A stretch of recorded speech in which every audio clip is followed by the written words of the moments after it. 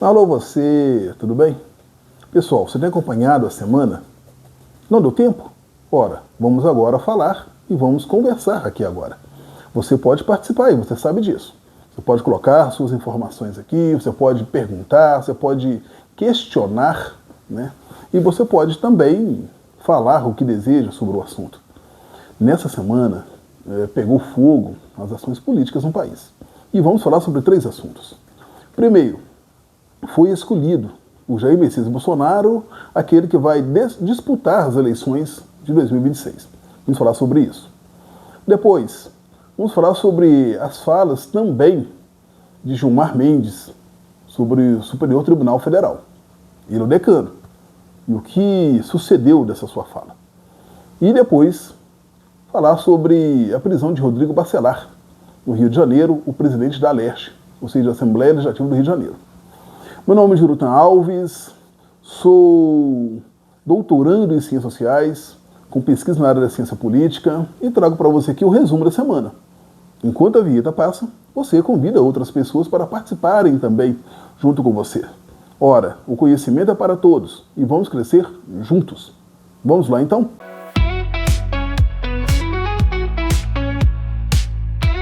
Pessoal, Flávio Bolsonaro foi escolhido por Jair Messias Bolsonaro para disputar as eleições de 2026, ou seja, no ano que vem. Isso tem trago um descontentamento muito grande na extrema-direita e também o que poderia se dizer de direita no Brasil. Bom, os partidos não gostaram. Michele Bolsonaro também não gostou. Se analisarmos bem, Michele Bolsonaro seria o nome melhor escolhido caso quisesse permanecer na família Bolsonaro para disputar as eleições, devido ao fato dela ter uma entrada muito grande, principalmente nas igrejas neopentecostais no Brasil. Ela faz uma ligação muito importante entre a política e a religião. Tanto que acredito que foi até ela que fez essa ponte, pois era uma figura importantíssima nesse processo. E apareceu como a esposa dedicada, a mulher cristã, aquela que se dedica à política e que tem falas muito importantes. Mas mesmo assim, não foi ungida. E sim, o seu enteado, Flávio Bolsonaro. Gente, a extrema-direita não gostou. E muitos estão reagindo a esse nome. Bom, tem muita coisa para acontecer até o ano que vem. Na política, nós sabemos que nada fica parado. Nada é paralisado. As ações vão acontecendo e vão provocando reações nos outros atores. Bom, neste momento, outros grupos da extrema-direita estão apresentando também nomes para concorrer. Mas fica aí algumas incógnitas. Por exemplo, o que vai acontecer com Tarcísio? Tarcísio vai ser candidato, mesmo assim, à presidência da República, sem o apoio de Jair Messias Bolsonaro?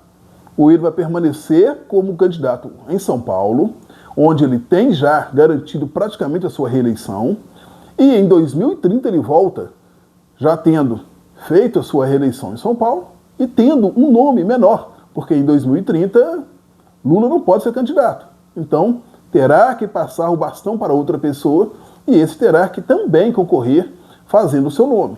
Torna-se mais fácil, teoricamente, a disputa.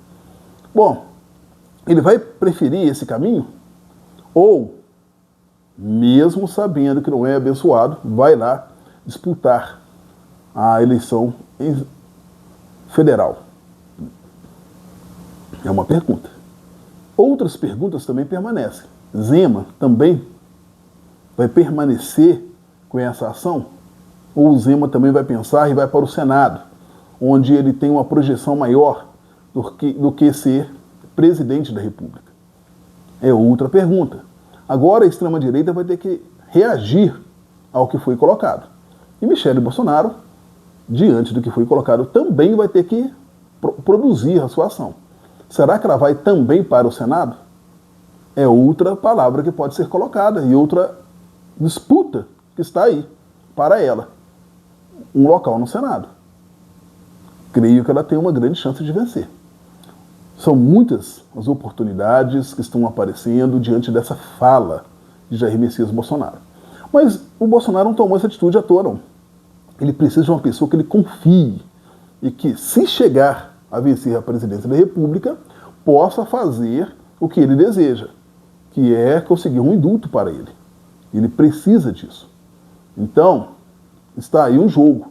O jogo está colocado. E o que você aí pensa?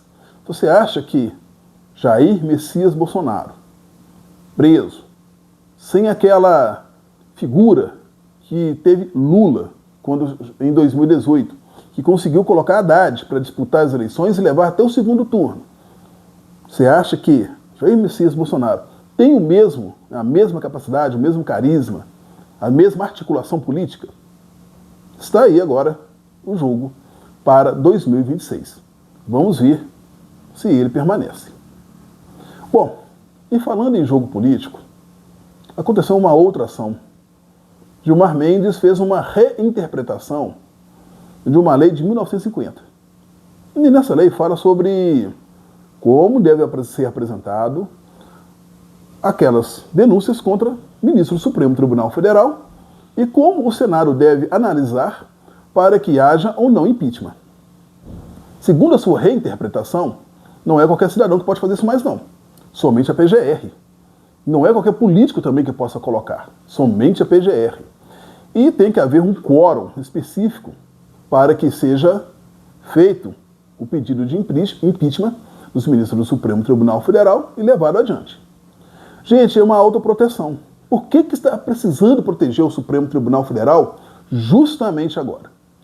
Os ministros do Supremo Tribunal Federal contam hoje com 81 pedidos de impeachment. Então, assim, é muito alto. Somente Alexandre de Moraes conta com 40 pedidos de impeachment. Gente, é um número alto. E nós temos que compreender algumas ações. O Supremo Tribunal Federal realmente tem agido de tal forma e protegido a chamada democracia no país. Eu não acredito que tenha protegido somente a democracia. Tem protegido também os privilégios que os juízes têm dentro dessa democracia. Porém, né, a democracia é o jogo que nós temos agora. Aumento de salários, a quantidade enorme de dinheiro que entra ali através de emendas estranhas, né, ou atitudes estranhas dos juízes, pelo menos para não falar outra coisa, onde vai se inventando, né, ali coisas para poder aumentar os salários e por aí afora. Nós sabemos de tudo isso. Quer dizer, o salário do juiz não é somente o salário, tem ali seus penduricários, que aí vai aumentando isso à torta e à direito e ultrapassa o teto constitucional. E olha que tem mais um ministro no Supremo aí defendendo a volta do quinquênio sendo pago para os juízes novamente. E olha que esse quinquênio foi um debate muito forte entre Lula e o Pacheco, quando presidente do Senado, porque o Lula queria acabar com os super salários e que diminuísse esses salários e estancasse isso. E o Pacheco queria que voltasse os quinquênios para que extinguisse os super salários. Ia ser trocar 6 por meia dúzia. Ele falou, não vai ter economia para nós. E precisamos de economia. E no final, ficou como está. E há um ministro que agora quer que volte esses super salários aí, maiores ainda, com esses quinquênios. Ou seja, há ações no Supremo que são estranhas, para não dizer o mínimo, para a sociedade. E danosas. Por isso, até o povo, às vezes, fica contra o Supremo em algumas situações. Como também essa fala do ministro do Supremo, Gilmar Mendes. Ora, por que proteger o Supremo dessa forma? Por que o Gilmar Mendes não usa de sua influência para conversar com as pessoas que estão no Senado e produzir uma lei que diferencie e coloque, por exemplo, tempo para que os ministros fiquem no poder? Hoje, um ministro do Supremo, quando ele é sabatinado e aceito pelo Senado, ele permanece até os 75 anos podendo trabalhar. Então, por exemplo, o Messias, que o Lula está querendo colocar, tem 45 anos, pode trabalhar até 75 anos se ele quiser. Gente, é muito tempo. Poderia colocar um período, 10 anos, por exemplo. não ficar esse tempo assim eterno. Porque realmente, da forma que está hoje, o Supremo tende a ser mais centro-esquerda, porque a maioria foi ali indicado pelo PT. Não tem, essa fala é verdadeira. Porém, nem todos que foram indicados pelo PT também agem como o PT gostaria. Isso aí nós vimos. Lula foi preso, ainda que tenha indicado a maior parte dos ministros do Supremo. Então, gente, nós temos que compreender que tem que haver mudanças. Então, essas mudanças têm que ser aí faladas, têm que ser conversadas. Os três poderes no Brasil hoje estão com problemas. A democracia brasileira hoje, eu vejo ela como enfraquecida na realidade. Primeiro, nós temos um Supremo que age da forma que age e que faz uma reinterpretação, por exemplo, da lei, se autoprotegendo. Estranho.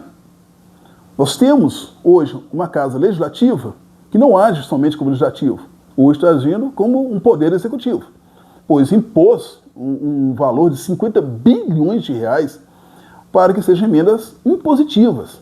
Pensa bem, em ano eleitoral, 50 bilhões de reais nas mãos de pessoas que são candidatas. É perigoso haver compra de votos aí à torta e direito, nós sabemos disso. Há uma investigações sobre vários deputados e senadores sobre esse dinheiro. E há um executivo que está ficando acuado cada vez mais, com menos dinheiro e menos recursos para poder aplicar no país. Então, a conta não fecha. Há aí uma necessidade de repensar esse processo democrático no Brasil. Alguns falam, em algum momento, chegar ao semipresidencialismo. Aí sobra uma outra pergunta. Quem confia no legislativo? É um processo. Bom, temos muita coisa que caminhar, mas nesse momento, a democracia brasileira, ainda que esteja melhor do que um tempo atrás, ainda está um pouco enfraquecida com essas ações entre os três poderes. E vamos ser sinceros, isso começou quando houve aquele golpe contra Dilma. Ali abriu a caixa de Pandora e até hoje não conseguiu fechá-la. E por falar em caixa de Pandora, por falar em Supremo, olha só como que as coisas acontecem. E como que a política, infelizmente, a Polícia Federal e também as ações que ocorrem no Supremo não estão mais separadas, infelizmente. Rodrigo Bacelar, presidente da Leste, ou seja, da Assembleia Legislativa do Rio de Janeiro, foi preso. Ele está sendo acusado de fazer ligação entre o Comando Vermelho e a política e ter vazado informações de uma ação que aconteceria da Polícia Federal contra a TH Joias, lá no Rio de Janeiro. Gente, é extremamente grave o que acontece. Extremamente grave. E isso pode também provocar pedidos de impeachment de ministros do Supremo, já que é um ministro do Supremo que pediu essa prisão. Porém, obviamente, se esses pedidos forem feitos nessas circunstâncias, obviamente estão erradas. E há uma coisa interessante que eu quero falar sobre isso. Apesar de ter 81 pedidos de impeachment contra os ministros do Supremo, nenhum andou no Senado. O que não justifica a ação, por exemplo, ali, do ministro Gilmar Mendes. E que também não justifica é uma outra coisa. Como nunca andou essas ações, o próprio Congresso pode fazer uma lei e elaborar meios de que tudo seja colocado em ordem. Olha só como que isso é complicado e como que isso atinge também o Rio de Janeiro. Porque no Rio de Janeiro, essa questão que eu estou falando, e está ficando confuso às vezes para você aí, as falas, porque tudo está interligado. Pensa bem, no Rio de Janeiro, vários governadores, praticamente quase todos os governadores do Rio de Janeiro, exceto uma governadora, não foi preso. O resto todos foram. Todos passaram pela cadeia. Gente, estamos vivendo uma situação onde essa ligação tem que ser realmente investigada e a Polícia Federal tem que ter liberdade de trabalho. Isso aí sem sombra de dúvidas. Em um país republicano ela tem que ter liberdade de trabalho e se a pessoa estiver devendo alguma coisa, obviamente, ter que pagar por aquilo que fez. Porém, de forma tranquila, clara, e sem essas interferências entre os três poderes. Há aí um enfraquecimento entre os três poderes quando há essa disputa e cada um sai do seu lugar. Executivo tem que ser executivo, ele que sabe o que é necessidade e onde deve ser aplicado o dinheiro público. Não adianta. Se tem que ser colocado na cultura, se tem que ser colocado na saúde, na educação, em investimentos que tem que ser feito em várias áreas do país. Ele que sabe.